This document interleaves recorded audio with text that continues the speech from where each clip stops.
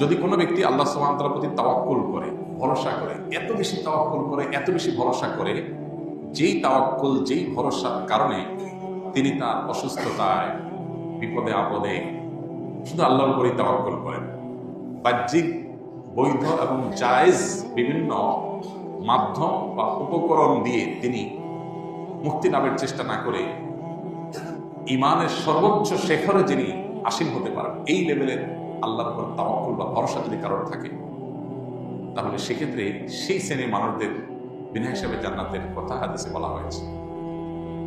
এক হাদিসে নবী সাল্লাল্লাহু আলাইহি ওয়াসাল্লাম ৭০,০০০ মানুষের কথা বলছেন বিনা হিসাবে জান্নাত পাবে। এই টাইপের, এই শ্রেণীর আপার ক্লাসের মানুষ। এর বাইরে আল্লাহ সুবহানাহু ওয়া তাআলা বিনিময় যে দিবেন ইমানদার হিসাবে আমাদেরকে, আমাদের কাজের বিনিময়, আমলের বিনিময়, একটা আমল আছে, এটার বিনিময় আল্লাহ তাআলা হিসেব ছাড়া দিবেন, বিনা হিসাবে দিবেন, ব্লাঙ্ক চেকের মতো। সেটা হলো সবর।